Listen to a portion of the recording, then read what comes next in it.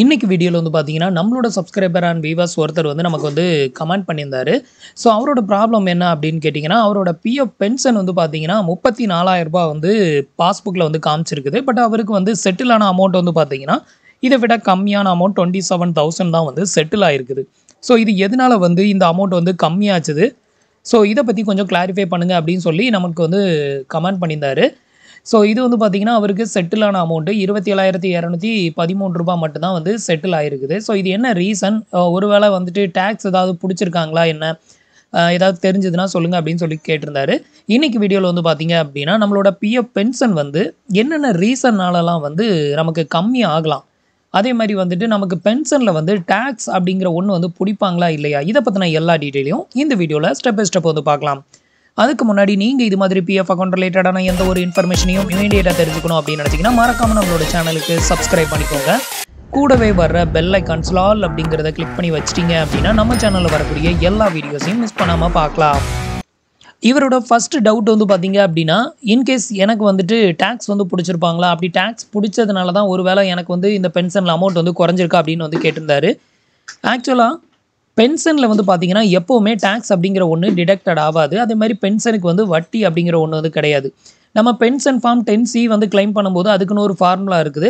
So நம்மளோட பேசிக் salary into நம்மளோட total experience year நம்ம வந்து எவ்வளோ இயர் வந்து ஒர்க் பண்ணியிருக்கோம். இப்போ அத வந்து மந்த்தா கன்வெர்ட் பண்ணிட்டாங்க. ஸோ எவ்வளோ மந்த் ஒர்க் பண்ணியிருக்கோமோ அதுக்குன்னு ஒரு பெர்சன்டேஜ் ஆஃப் நம்பர்ஸ் வந்து குடுத்துருப்பாங்க. அந்த நம்பரால மல்டிப்ளை பண்ணும்போது, ஸோ நமக்கு கிடைக்கக்கூடிய ரிசல்ட் தான் வந்து பார்த்தீங்கன்னா, நமக்கு பென்ஷன் அமௌண்ட்டா செட்டில் பண்ணுவாங்க.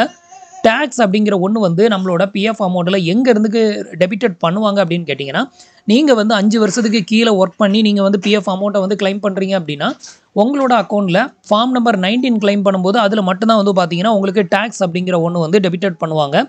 ஸோ அத தவிர 10Cல வந்து பார்த்தீங்கன்னா, உங்களுக்கு எப்பவுமே வந்து டாக்ஸ் வந்து புடிக்கவே மாட்டாங்க.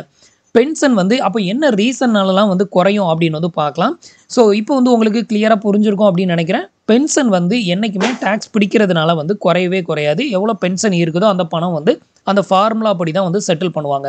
அடுத்தது இவருக்கு வந்து பிஎஃப் பாஸ்புக்ல காமிச்ச அமௌண்ட் வந்து பார்த்தீங்கன்னா, ரூ. 34,924 எனக்கு வந்து பேலன்ஸ் வந்து காமிச்சது. ஆனா செட்டில் ஆனது 27,000 தான். அப்ப என்ன ரீசனுக்காகலாம் குறையலாம் அப்படின்னு கேட்டீங்கன்னா, ஸோ இந்த பிஎஃப் பென்ஷன் வந்து குறையறதுக்கு வந்து பார்த்தீங்கன்னா, பர்ட்டிகுலரா இந்த காரணத்தினால தான் குறைஞ்சது அப்படின்னு சொல்லிலாம் நம்ம வந்து ஃபைண்ட் அவுட் வந்து பண்ண முடியாது. ஒரு சில காரணங்கள் இருக்குது. என்னென்ன காரணங்கள் அப்படிங்கிறத நான் வந்து சொல்றேன். அத வந்து ஃபாலோ பண்ணுங்க. இப்போ வந்து பார்த்தீங்க அப்படின்னா, ஃபர்ஸ்ட் நம்மளோட பிஎஃப் அமௌண்ட் வந்து குறையறதுக்கான முக்கியமான காரணங்கள்ல ஒன் பை ஒன்னா நம்ம வந்து பார்க்கலாம். ஃபர்ஸ்ட் ரீசன் வந்து பார்த்தீங்கன்னா, இன்கேஸ் ஒரு சிலர் வந்து பார்த்தீங்கன்னா 2 கம்பெனில 3 கம்பெனில ஒர்க் பண்ணியிருப்பாங்க. ஸோ அந்த மாரி ஒர்க் பண்ணியிருந்தீங்க அப்படின்னா, பழைய கம்பெனிலேருந்து நம்ம கரண்ட்ல ஒர்க் பண்ணிட்டு இருக்கிற கம்பெனிக்கு வந்து பிஎஃப் அமௌண்ட்ட வந்து ட்ரான்ஸ்ஃபர் வந்து பண்ணியிருப்போம். ஸோ அந்த மாதிரி நீங்க 2 கம்பெனில ஒர்க் பண்ணி ட்ரான்ஸ்ஃபர் வந்து பண்ணியிருக்கீங்க அப்படின்னா, நீங்க கிளைம் பண்ணும்போது வந்து பார்த்தீங்கன்னா, லாஸ்ட்டா ஒர்க் பண்ண கம்பெனில உள்ள பென்ஷன் மட்டும் உங்களுக்கு வந்து செட்டில் ஆயிருக்கும். அதுக்கு முந்தின கம்பெனில உள்ள பென்ஷன் வந்து மிஸ் ஆயிருக்கும். ஸோ இதனால வந்து பார்த்தீங்க அப்படின்னா, உங்களுக்கு வந்து பென்ஷன் அமௌண்ட் அதாவது 10C வந்து கம்மியா வரதுக்கான சான்சஸ் இருக்குது. ஸோ பழைய கம்பெனில எவ்வளோ பேலன்ஸ் இருந்து, புது கம்பெனில எவ்வளோ பேலன்ஸ் இருந்தது அப்படிங்கிறத நீங்க வந்து கால்குலேட் பண்ணி பார்த்தீங்க அப்படின்னா, அப்படி உங்களுக்கு பழைய கம்பெனில உள்ள பென்ஷன் வந்து மிஸ் ஆயிருந்ததுன்னா, நீங்க வந்து கிரீவன்ஸ்ல கம்ப்ளைண்ட் ரைஸ் பண்றது மூலமா மறுபடியும் அந்த பென்ஷன வந்து உங்களால வாங்க முடியும். ஸோ இதனாலயும் வந்து பார்த்தீங்கன்னா, பென்ஷன் வந்து கம்மியா வரும். இதுவும் ஒரு ஒன் ஆஃப் த ரீசன் அப்படின்னு வந்து சொல்லலாம். ஸோ அடுத்த செகண்ட் ரீசன் வந்து பார்க்கலாம். அடுத்த செகண்ட் ரீசன் வந்து பார்த்தீங்க அப்படின்னா, என்சிபி டே. என்சிபி டே அப்படிங்கிறது வந்து பார்த்தீங்கன்னா, நான் கான்ட்ரிபியூஷன் பீரியட் அப்படின்னு வந்து சொல்லுவாங்க. அதாவது நம்ம வந்து வேலைக்கு போகாதனால வந்து என்சிபி டே அப்படின்னு வந்து கால்குலேட்டட் வந்து பண்ணுவாங்க. இந்த என்சிபி டேஸ் வந்து ரொம்ப அதிகமா இருக்கும் பட்சத்திலயும் உங்களோட பென்ஷன்ல இருந்து அமௌண்ட்ட வந்து டெபிட்டட் வந்து பண்ணுவாங்க. ஸோ அந்த அமௌண்ட் வந்து டெபிட்டட் பண்ணி போக பேலன்ஸ் இருக்கிற அமௌண்ட் தான் உங்களுக்கு வந்து செட்டில் ஆகும். ஸோ பர்ட்டிகுலரா இந்த ஒரு ரீசன்னால கூட உங்களோட பென்ஷன் அமௌண்ட் வந்து குறையறதுக்கு வந்து வாய்ப்பு இருக்குது. அடுத்த 3 முக்கியமான காரணம் என்ன அப்படின்னு பார்த்தீங்கன்னா, ஃபார்முலா. ஸோ இந்த 10CA வந்து நமக்கு வந்து எப்படி செட்டில்மெண்ட் வந்து பண்றாங்க அப்படின்னு பார்த்தீங்கன்னா, இந்த ஃபார்முலா படி தான் செட்டில்மெண்ட் வந்து பண்றாங்க. ஆல்ரெடி நம்ம வந்து இத பத்தி வீடியோ போட்டிருக்கோம். இது நம்மளோட வீடியோஸ் தான். ஸோ இதுல வந்து பார்த்தீங்கன்னா, நம்மளோட 10C வந்து எப்படி செட்டில் பண்றாங்க அப்படின்னு பார்த்தீங்கன்னா, பேசிக் பிளஸ் டிஏ. நம்மளோட சேலரி ஸ்லிப்ல வந்து பார்த்தீங்கன்னா, பேசிக் அப்படின்னு ஒரு அமௌண்ட் இருக்கும். பிளஸ் டிஏ இந்த 2யும் சேர்த்து இத வந்து பார்த்தீங்கன்னா, நம்ம வந்து எவ்வளோ இயர் வந்து ஒர்க் பண்ணியிருக்கிறோமோ, அதோட ப்ரொபோர்ஷன் ஆஃப் வேஜஸ் அப்படின்னு சொல்கிறாங்களா, இது என்ன அப்படின்னு கேட்டிங்கன்னா, நம்ம எவ்வளோ இயர் வந்து ஒர்க் பண்ணியிருக்கோமோ அந்த இயருக்கு ஏற்ற மாதிரி பர்சன்டேஜ் வந்து கால்குலேட்டட் வந்து பண்ணுவாங்க. இந்த பர்சன்டேஜால் தான் வந்து மல்டிப்ளை வந்து பண்ணுவாங்க. அதாவது நம்மளோட பேசிக் ப்ளஸ் டிஏ அமௌண்ட்டை வந்துட்டு இதில் இருக்கக்கூடிய பர்சன்டேஜால் மல்டிப்ளை பண்ணி வரக்கூடிய அமௌண்ட்டு தான் நம்மளோட பென்ஷன் அமௌண்ட்டு 10C வந்து செட்டில் ஆகும். இது வந்து பார்த்தீங்கன்னா ஓல்டு டேபிள். இப்போ உள்ள டேபிள் வந்து பார்த்தீங்கன்னா இயர் கணக்கில் இருக்காது, மந்த் கணக்கில் இருக்கும். ஓல்டு டேபிள் டி வந்து பார்த்தீங்க அப்படின்னா இயர் வைஸாக தான் கணக்கு பண்ணுவாங்க. குறைஞ்சது 8 மாதம் நீங்கள் ஒரு கம்பெனியில் ஒர்க் பண்ணிங்கன்னா அதை வந்து ஒரு 1 இயராக கால்குலேட்டட் வந்து பண்ணுவாங்க. அப்போ 1.02% இதை வந்து மல்டிப்ளை வந்து பண்ணுவாங்க. அப்படி பண்ணும்போது உங்களுக்கு வந்து அமௌண்ட் வந்து குறைஞ்சது அப்படின்னா உங்களுக்கு கம்மியான பென்ஷன் தான் வரும். இன்கேஸ் இவருக்கு வந்து பார்த்தீங்கன்னா இந்த பர்டிகுலர் ரீசனால தான் வந்து குறைஞ்சிறதுக்கு வாய்ப்புகள் அதிகமாக இருக்குது. இப்போ எக்ஸாம்பிளுக்கு வந்து பார்த்தீங்க அப்படின்னா அவங்க வந்து ஒரு 1 இயரோ 2 இயரோ ஒர்க் பண்ணியிருப்பாங்க. அந்த 2 இயர் ஒர்க் பண்ணியிருந்தாங்க அப்படின்னா அவங்க எத்தனை மாதம் ஒர்க் பண்ணியிருக்காங்க அப்படிங்கிறத கணக்கு பண்ணுவாங்க. அத்தனை மாதத்துக்கு இதில் பர்சன்டேஜ் வந்து வரும்.